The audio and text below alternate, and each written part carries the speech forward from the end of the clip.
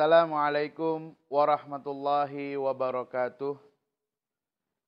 Alhamdulillah wassalatu wassalam ala sayyidina Rasulillah. Amma ba'du. Alhamdulillah, kita bersyukur kehadirat Allah Subhanahu wa taala atas segala karunia dan nikmat yang sangat banyak Allah taala berikan kepada kita. Saking banyaknya nikmat dari Allah, kita tidak akan sanggup menghitung berapa besar jumlah nikmat yang telah Allah Ta'ala berikan kepada kita. Kenikmatan yang paling besarnya nikmat adalah nikmat iman dan Islam.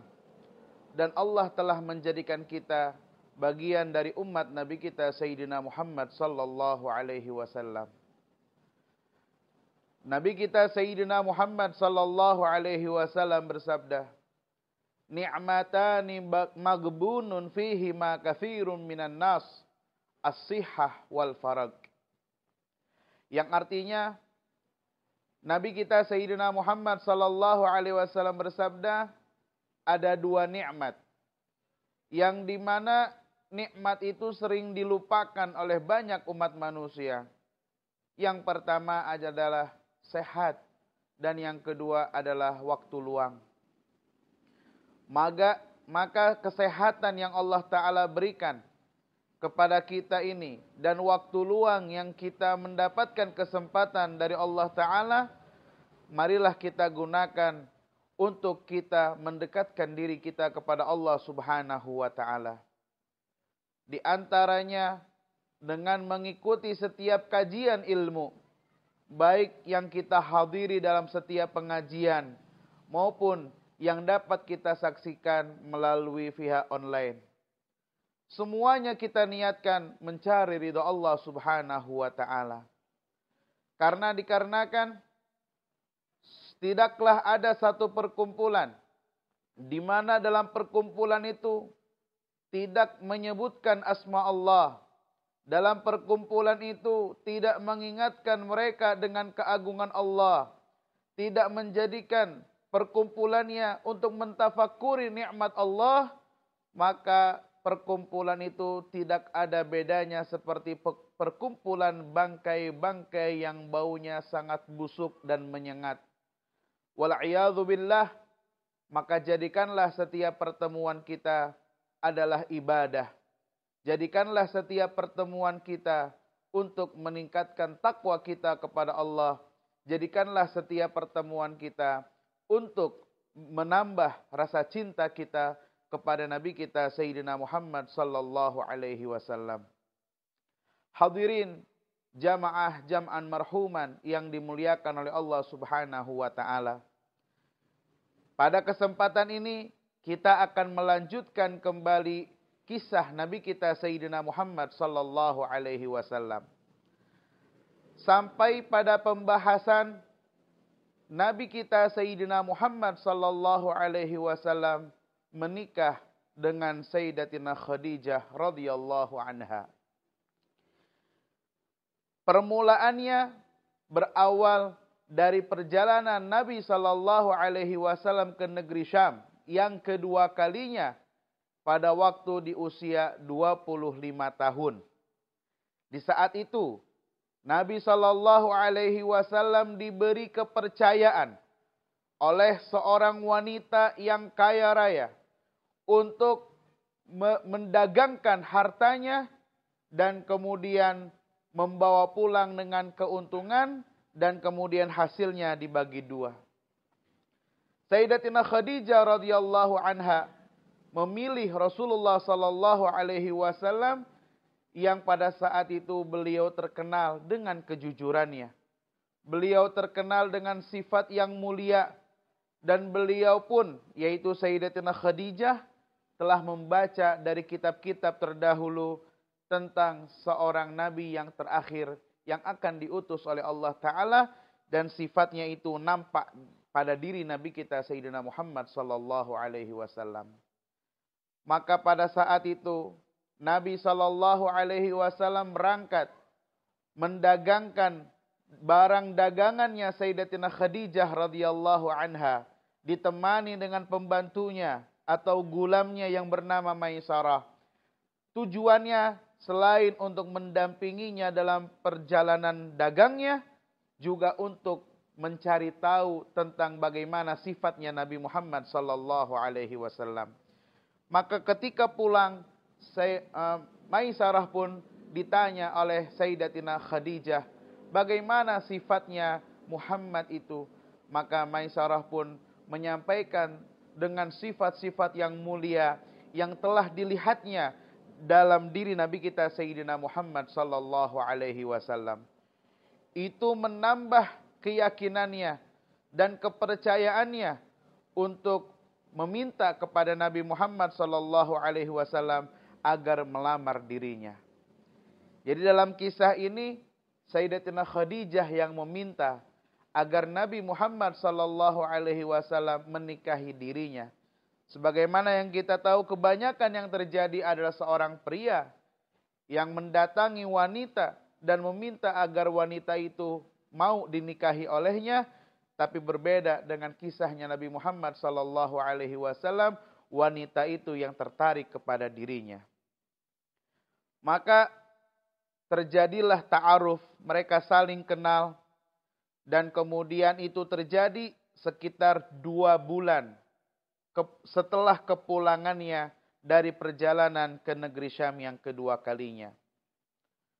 Dan ini adalah satu peristiwa yang membahagiakan, baik itu bagi Rasulullah sallallahu alaihi wasallam ataupun bagi Sayyidatina Khadijah radhiyallahu anha.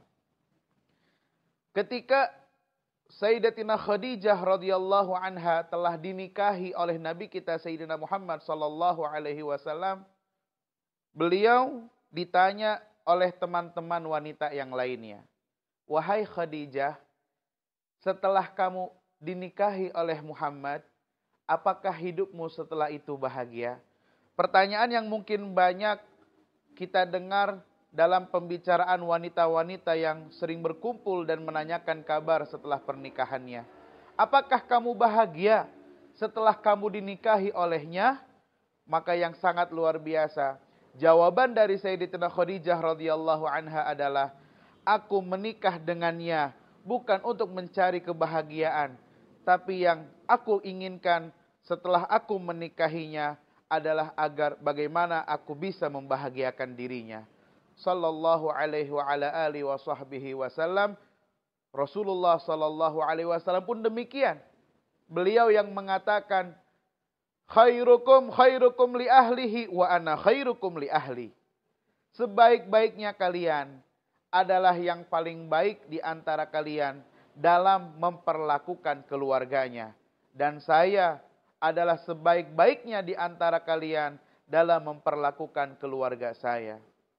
Mudah-mudahan bagi yang mendengarkan pengajian ini, yang sudah menikah, kita doakan semoga pernikahannya Allah jadikan keberkahan, dan Allah jadikan untuk mereka dalam pernikahannya, dalam kekeluargaannya sakinah, mawaddah, warahmah. Amin ya rabbal alamin.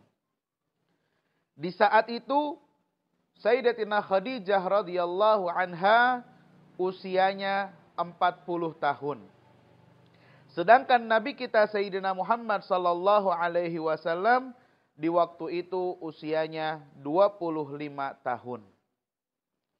Adapun Sayyidatina Khadijah radhiyallahu anha sebelum dinikahi oleh Nabi kita Sayyidina Muhammad sallallahu alaihi wasallam, beliau telah bersuami 2 kali dan kedua-duanya telah meninggal dunia. Menikah dengan yang satu, punya anak, kemudian meninggal dunia. Kemudian menikah lagi dengan yang kedua, punya anak, tapi kemudian meninggal dunia. Setelah menikah 2 kali, telah banyak dari orang-orang hebat dari kalangan Quraisy yang ingin meminangnya, yang ingin melamarnya, yang ingin menikahinya, tapi semuanya ditolak oleh Sayyidatina Khadijah radhiyallahu anha. Dan beliau yang ingin ketika Nabi sallallahu alaihi wasallam terlihat nampak sifat-sifat yang mulianya, agar Nabilah yang datang untuk melamarnya. Di antara putra atau putri dari Sayyidatina Khadijah radhiyallahu anha itu namanya adalah Halah. Ya, namanya adalah Halah. Berapa lama Nabi sallallahu alaihi wasallam menjalankan pernikahannya itu bersama Sayyidatina Khadijah radhiyallahu anha? Berapa umurnya pernikahannya itu? Selama 25 tahun. Sampai kapan? Sampai Sayyidatina Khadijah radhiyallahu anha telah meninggal dunia. Dan selama Nabi sallallahu alaihi wasallam menikahi Sayyidatina Khadijah, Nabi sallallahu alaihi wasallam tidak menikah dengan yang lainnya. Dan Nabi sallallahu alaihi wasallam belum pernah menikah dengan siapapun sebelum menikahi Sayyidatina Khadijah radhiyallahu anha. Hadirin jamaah yang dimuliakan oleh Allah Subhanahu wa taala. Dalam pernikahannya Nabi kita Sayyidina Muhammad sallallahu alaihi wasallam dengan Sayyidatina Khadijah radhiyallahu anha, Allah karuniakan untuk mereka zurriyah salihah. Ketika Sayyidatina Aisyah radhiyallahu anha, beliau cemburu karena Nabi sallallahu alaihi wasallam selalu menyebut-nyebut tentang Sayyidatina Khadijah radhiyallahu anha. Maka Sayyidatina Aisyah mengatakan, "Wahai Rasulullah, bukankah Allah telah menggantikan Khadijah dengan yang lebih baik?" Maka Rasulullah sallallahu alaihi wasallam menjawab, "Tidak wahai Aisyah. Khadijah adalah wanita yang terbaik dan tidak ada yang dapat menggantikannya. Ketika orang menjadikan sulit untuk diriku, dialah yang memberikan untukku kemudahan. Ketika mereka menjauhi aku, maka dialah yang setia untuk menemaniku. Dan yang paling penting, zuriyahku semuanya daripada Khadijah radhiyallahu anha." Maka semua putra dan putri Nabi sallallahu alaihi wasallam itu dari Sayyidatina Khadijah kecuali yang bernama Ibrahim. Yang bernama Ibrahim, putranya Rasulullah sallallahu alaihi wasallam itu dari seorang wanita yang disebut sebagai pembantunya. Kemudian budak itu diperlakukan sebagaimana istri dan hal yang demikian dibolehkan. Kemudian dikaruniakan seorang anak laki-laki yang bernama Ibrahim. Putra dan putri Nabi sallallahu alaihi wasallam disebutkan dalam kitab Aqidatul Awam, "Wa sab'atun auladuhu faminhumu thalathatun minadh-dhukuri tubhamu, Qasim wa Abdullahi wa huwa tayyibu wa tahirun bidzaini dza yulaqabu, atahu Ibrahimu min sariyah fa ummuhu Mariyatul Qibtiyah wa ghairu Ibrahim min Khadijah hum sittatun fakhudh bihim walijah." Semua putra dan putri Nabi sallallahu alaihi wasallam dari Sayyidatina Khadijah kecuali Ibrahim yang berasal dari Maryah Al-Qibtiyah. Dan yang 6 sisanya itu bernama Qasim dan Abdullah, ini yang laki-laki. Sedangkan yang perempuan Zainab, Ruqayyah, Ummi Kulthum dan Fatimah radhiyallahu anhum ajma'in. Di antara hikmah mengapa putranya Nabi sallallahu alaihi wasallam semua meninggal dunia di waktu masih kecil, di antaranya adalah dikarenakan apabila ada seorang nabi mempunyai anak, biasanya anaknya itu pun akan menjadi seorang nabi. Dan Nabi kita Sayyidina Muhammad sallallahu alaihi wasallam adalah nabi yang terakhir, maka putra-putranya oleh Allah Subhanahu wa taala diwafatkan di waktu kecil dan putri-putrinya pun Allah taala hidupkan sampai dengan menikah dan menghasilkan keturunan yang soleh. Dan yang paling hebat di antara putra-putrinya Nabi sallallahu alaihi wasallam dan yang paling dicintai oleh Nabi sallallahu alaihi wasallam adalah Sayyidatina Fatimah radhiyallahu anha, yang dimana beliau menikah dengan Sayyidina Ali karramallahu wajhah dan dikaruniai 2 orang putra yang saleh yang disebutkan gelarnya sebagai Sayyidah Syababi Ahlil Jannah fil Jannah, yaitu Sayyidina Hasan dan Sayyidina Husain.